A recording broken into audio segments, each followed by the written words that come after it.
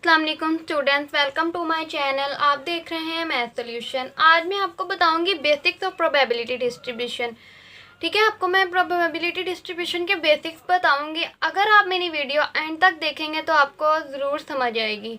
ठीक है, मैं आपको इसमें सारे कॉन्सेप्ट क्लियर करूँगी इंशाल्लाह, और आपको एग्जाम्पल्स भी करवाऊँगी ताकि आपको कोई प्रॉब्लम ना हो। ठीक है, सबसे पहले जी प्रोबेबिलिटी डिस्ट्रीब्यूशन। ठीक है, प्रोबेबिलिटी डिस्ट्रीब्यूशन का मतलब क्या है? प्रोबेबिलिटी डिस्ट्रीब्यूशन का जो मतलब है का चांसेस। ठीक है, प्रोबेबिलिटी डिस्ट्रीब्यूशन के जो मीन है वो चांसेस मतलब के मैं आपको बताती हूँ। फॉर एग्जांपल देखिए, दो दोस्त हैं हमारे पास। ठीक है, दो दोस्त हैं, तो उन दोनों ने गेम खेलनी है। तो ऐसा तो नहीं है कि दोनों ही जीतेंगे। ठीक है, उसमें ऐसा है यहाँ तो एक जीतेगा या फिर दूसरा जीतेगा, तो दोनों तो नहीं जीतेंगे ना। तो ये हमारे पास है प्रोबेबिलिटी डिस्ट्रीब्यूशन, या तो पहला दोस्त जीतेगा या फिर दूसरा दोस्त जीतेगा।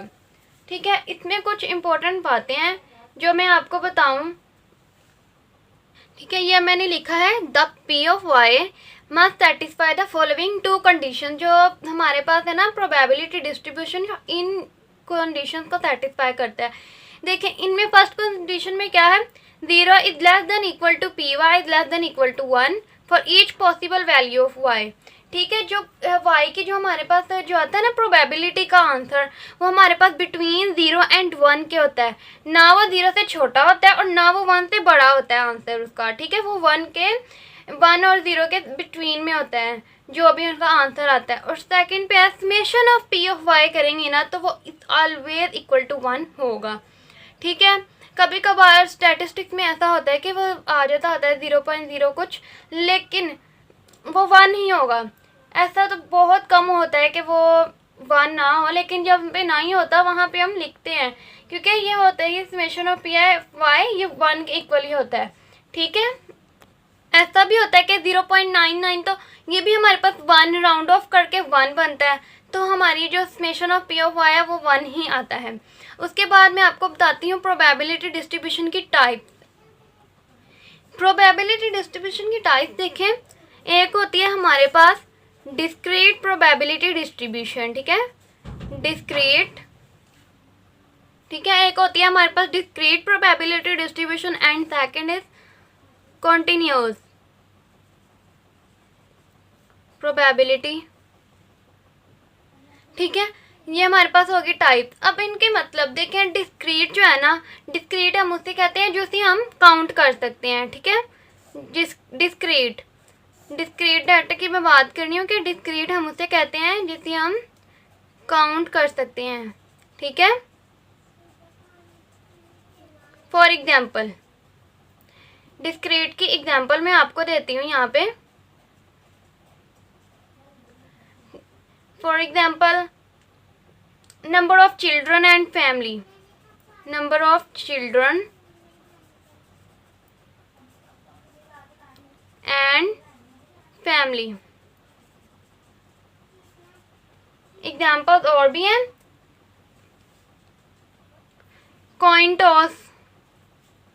ठीक है, coin toss and dice role. ठीक है, ये हमारे पास है डिस्क्रीट, मतलब कि हम इसमें जो चीज़ काउंट कर सकते हैं। देखिए, नंबर ऑफ चिल्ड्रन तो हम काउंट कर सकते हैं ना, नंबर ऑफ फैमिलीज भी। Coin toss, dice role, dice को हम कितनी दफ़ा रोल करते हैं और वो हम लोग काउंट कर सकते हैं। इसी तरह कॉन्टीन्यूस की बात करें, कॉन्टीन्यूस वो होता है जिसे हम मैयर करते हैं, जो हम मैयर कर सकते हैं, मैयर काउंट नहीं मैयर करते हैं, तो वो हमारे पास होता है कंटिन्यूस। ठीक है, मैंने यहाँ पे आपको कंटिन्यूस की कुछ एग्जांपल्स बताई हैं, वो है हाइट, वेट एंड टाइम। देखिए, हाइट को भी हम मेजर करते हैं और वेट एंड टाइम को भी। हम इन्हें काउंट तो नहीं ना कर सकते, काउंट तो हम डिस्क्रीट में कर सकते हैं, कंटिन्यूस में नहीं, कंटिन्यूस में हम मेजर करते हैं। ठीक है, अब मैंने आपको डिस्क्रीट और कंटिन्यूस में डिफरेंस बता दिया। अब हम आते हैं प्रोबेबिलिटी डिस्ट्रीब्यूशन के कुछ क्वेश्चंस पर। हम एग्जाम्पल करते हैं, उससे हमारे जो है सारे मसले मसाइल वो क्लियर होंगे। ठीक है, और आपको भी समझ आ जाएगी। ठीक है, यहाँ पे मैंने स्टूडेंट्स एक एग्जांपल ली है ठीक है, प्रोबेबिलिटी डिस्ट्रीब्यूशन के, जिसमें a committee of size 3 is to be selected at random from 3 women and 5 men। क्या कह रहे हैं, इसमें हमारे पास 3 women है and 5 men है। obtain a probability distribution for the number of women selected for the committee। अब हम इसे सॉल्व करते हैं। देखें, हमारे पास नंबर ऑफ वुमेन है, नंबर ऑफ मैन है एंड टोटल। ठीक है, नंबर ऑफ वुमेन कितने हैं हमारे पास, 3 women, 3 and number of man 5, तो टोटल इनका क्या हुआ, 8 हो गया। ठीक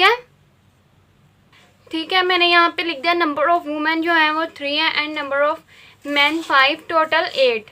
ठीक है, इफ़ सिलेक्टेड पर्सन, अगर हम इसमें से पर्सन सिलेक्टेड करें इज इक्वल टू 3, तो हमारे पास 100 टोटल नंबर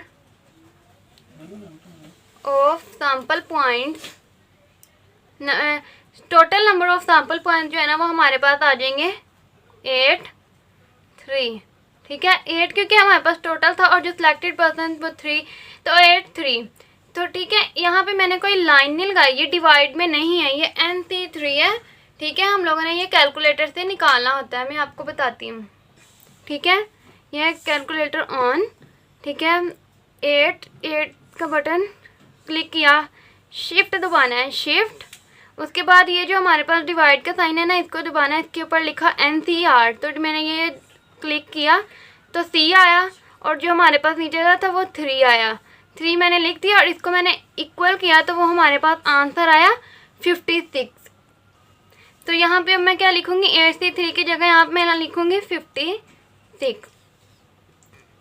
ठीक है, अब यहाँ पे लेट करना है, let x be the number. ठीक है स्टूडेंट्स, यहाँ पे मैंने लेट कर लिया कि let x be the number of women in the committee, those can be return their respective probabilities are. अब हम लोगों ने इनकी प्रोबेबिलिटीज निकालनी है। सबसे पहले हम लोग लेट कर लेते हैं प्रोबेबिलिटी में नो वुमेन। ठीक है, हमारे पास नो वुमेन, इसमें कोई भी वुमेन नहीं है, तो इसमें हम लिखेंगे 3। ठीक है, टोटल तो हमारे पास 3 थी और हम लोगों ने कौन सी ली, 0, नो वुमेन। उसके बाद 5 हमारे पास मैन है। ठीक है, और एंड इधर लिखना है 3 divided by number of sample point जो हमने निकाला था 8, 3। ठीक है, ये भी हम कैलकुलेटर से निकालेंगे।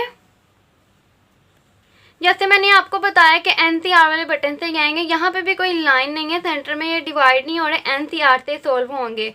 तो ये आप कैलकुलेटर से निकालेंगे 3C0 एंड 5C3, जो आएगा उसे हम इसे डिवाइड कर देंगे। ये 8C3 हमने निकाला था 56 था, तो इसका आंसर हमारे पास आ जाएगा 10/56। ठीक है, उसके बाद हमारे पास क्या प्रोबेबिलिटी है, 1 वुमेन। ठीक है, 1 वुमेन है हमारे पास, तो यहाँ पे आ जाएगा 3, यहाँ पे 0 था क्योंकि हमारे पास 9 वुमेन थी। अब यहाँ पे हमारे पास 1 वुमेन है, तो 3C1 एंड 5, यहाँ पे 3 था पहले, अब यहाँ पे आ जाएगा 2, यहाँ पे 1 वुमेन है, वहाँ पे यहाँ पे 5 के नीचे 3 आ जाएगा एंड डिवाइडेड बाय 8C3, तो इसका आंसर आ जाएगा 30 डिवाइडेड बाय 56। अब ये तो आप निकाल सकते हैं आंसर, मैंने आपको बताया कि कैसे हम निकालते हैं कैलकुलेटर से। थर्ड प्रोबेबिलिटी है हमारे पास 2 वुमेन। ठीक है, इसमें हमारे पास 2 वुमेन है, 3, 2 वुमेन है इसलिए 5, और यहाँ पे आएगा 1 डिवाइडेड बाय 8C3, तो इसका आंसर हमारे पास आएगा 15 डिवाइडेड बाय 56। और फोर्थ प्रोबेबिलिटी है हमारे पास 3 वुमेन। ठीक है, 3 वुमेन है हमारे पास, तो 3 वुमेन में क्या आएगा, 3C3 5C0 divided by 8C3, तो इसका आंसर जो आएगा ना वो आएगा 1/56। हम लोगों ने क्या किया, लेट किया हुआ था कि नंबर ऑफ वुमेन को, ठीक है, नंबर ऑफ वुमेन को हमने लेट किया हुआ था। नंबर ऑफ वुमेन कितनी है, 3। अब मैं आपको बताती हूँ इसका टेबल कैसे बनाना है। यहाँ पे बनाया मैंने इसका table. The probability distribution is given by, देखें एक्स जो था हम लोगों ने क्या लेट किया था, number of women. Number of women हमारे पास कितनी है, 3 है हमारे पास, ठीक है, नंबर ऑफ वुमेन 3 है, तो मैंने ले लिया 0 1 2 3, ठीक है, 3 तक लिख लिया। उसके बाद पी ऑफ एक्स हमने अभी निकाला, 9 वुमेन पे आया हमारे पास, 9 वुमेन मतलब 0 थी वुमेन, तो हमारे पास क्या आया 10/56। 1 जब वुमेन थी तब आया 30 डिवाइडेड बाय 56। 2 वुमेन पे आया 15/56 एंड 3 पे आया 1/56। ये हमारे पास एक्स और पी ऑफ एक्स का टेबल आ गया। अब जो मैंने आपको प्रोबेबिलिटी डिस्ट्रीब्यूशन की कंडीशंस बताई थी, उसमें कंडीशन थी कि जो समेशन पी ऑफ एक्स होगा वो हमारे पास 1 होगा, ठीक है। तो अब आप इसका सम करके देख सकते हैं कैलकुलेटर पे, इसका जो सम है वो आपके पास 1 ही आएगा। तो ये हमारा यहाँ पे प्रोबेबिलिटी डिस्ट्रीब्यूशन का टॉपिक खत्म। अब सेकंड क्वेश्चन, सेकंड में है given the discrete probability mass function.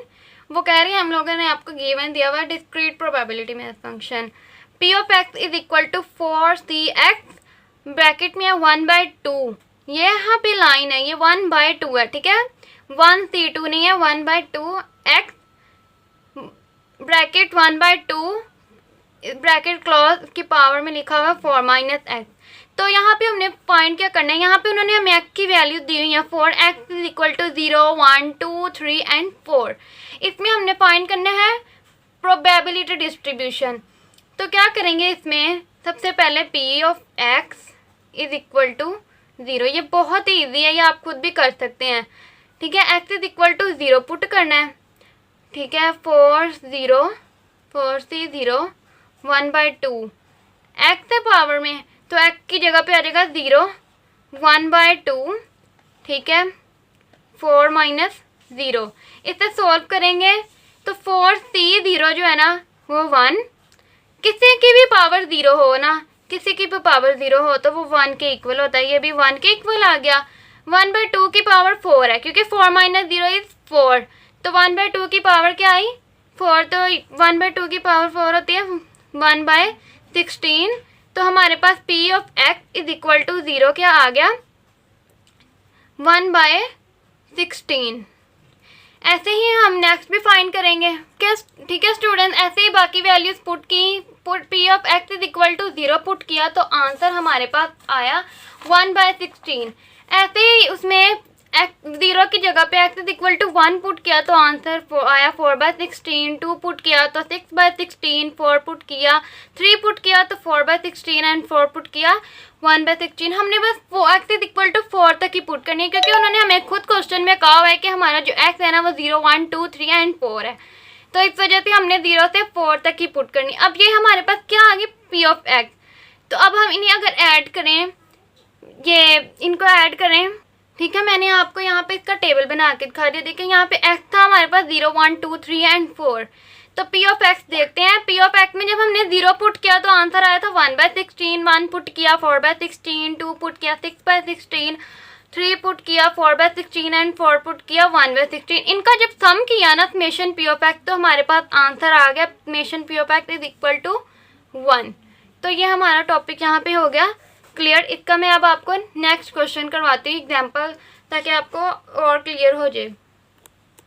ये है इसका क्वेश्चन नंबर 3 एग्जाम्पल के तौर पर। A continuous random variable x that can assume values between 2 and 5 है द डेंसिटी फंक्शन, ठीक है। जो हमारे पास इन्होंने एज्यूम वैल्यूज दी हुई हैं बिटवीन 2 and 5 है the density function given by F of X उन्होंने हमें दिया हुआ है is equal to 2 bracket 1 plus X bracket close divided by 27।